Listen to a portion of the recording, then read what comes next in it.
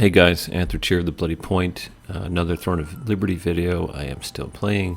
The game is evolving in real time. The devs are making a lot of great changes. I really like the way they're working with the feedback from the community to modify the game.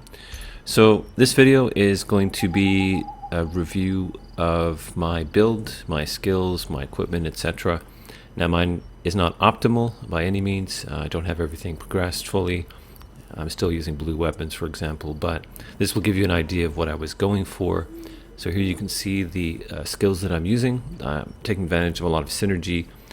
So you can see the burning stacks from the two fire skills. Actually, I have three if you count the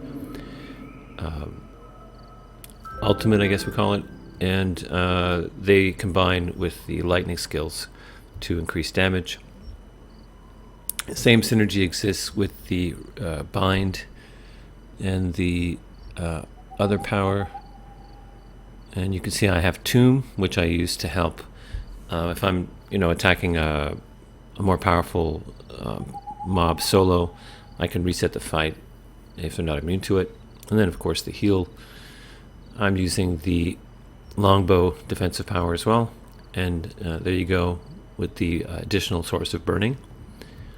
So if you put these together, you'll get quite a few stacks, and there are multiple things which will key off of that, as you will see. Building synergies between your weapon sets is an obvious thing you have to do, and there's some slightly different ways to go about that. Let's have a look at my passives.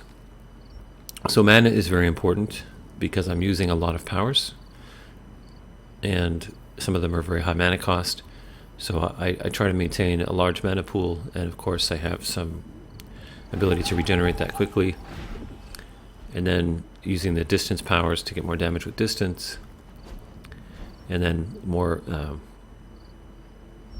burning damage there. And then we have with the weapon masteries. My concept for this build is to go for maximum possible range and maximum possible AoE size.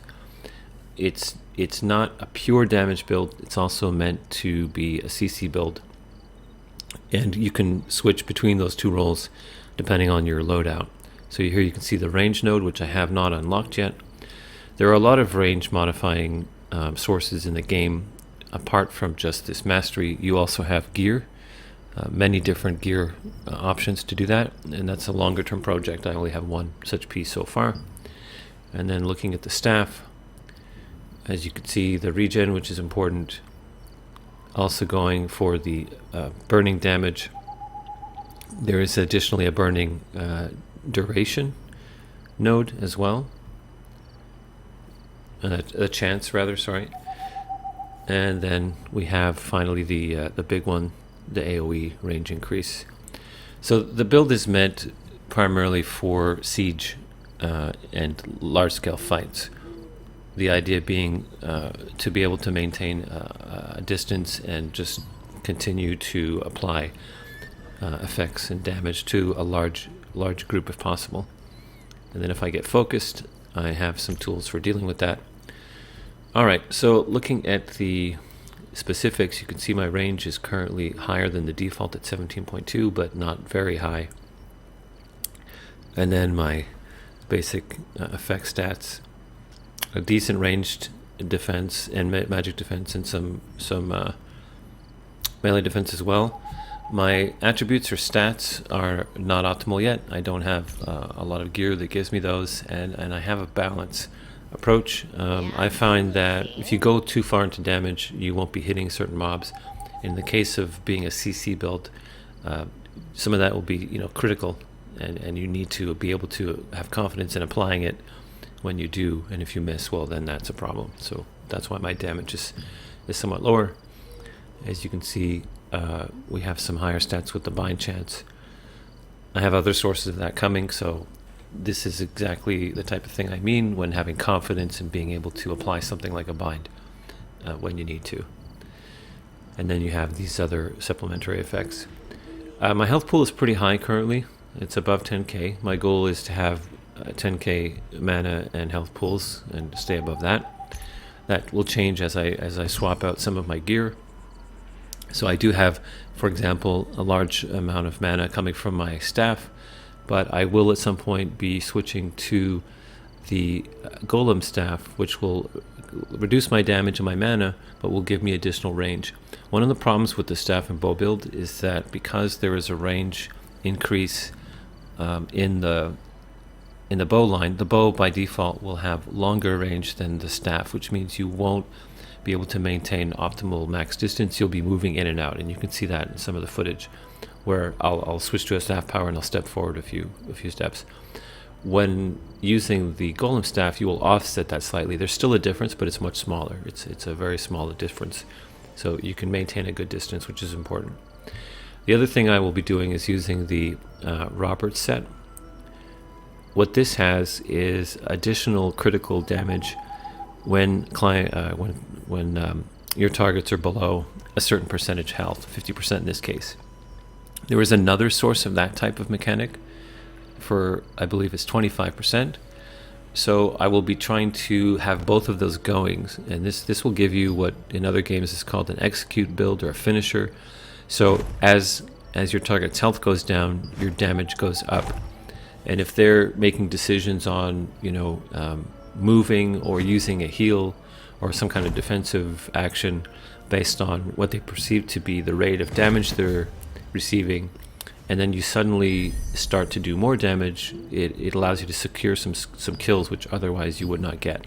And in a group combat situation, since I will be doing AoE damage, this will actually be very effective. So that's the goal for the build. It's not there yet, but that's where I'm going with it. So as you can see, I'm going to sacrifice my 9 tier level bracelet and switch over to the set. So I will have the set complete. Again, the stats on this particular item are lower than some of the others, including the one I was using, but it does unlock that ability to do additional damage when your target is below that percent. And because of the nature of the staff and longbow, I will be able to take advantage of that because I will have good burst. And if I time my skill use correctly, when I see that they've gone below that amount, I can dump a lot of damage, high damage quickly, especially the crit, which is where it's coming from, and get some really good finishes that way.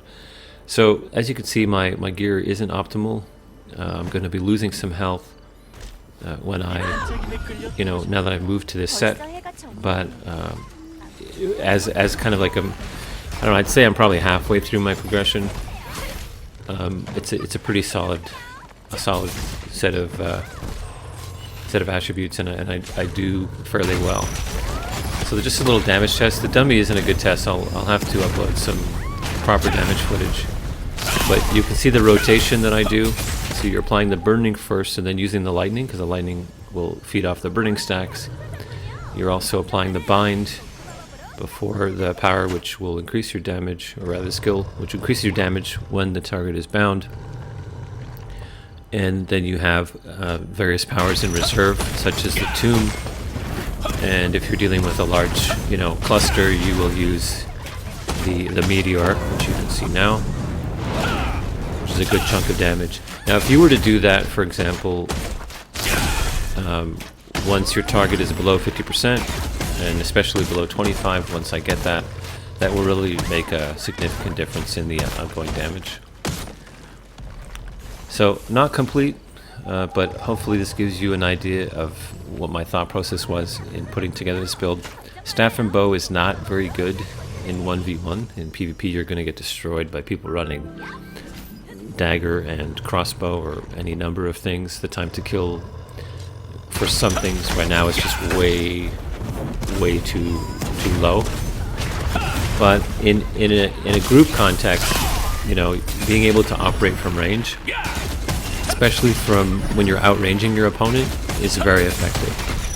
And as a form of DPS, it's pretty much perhaps the best if you're talking about overall damage applied across multiple targets.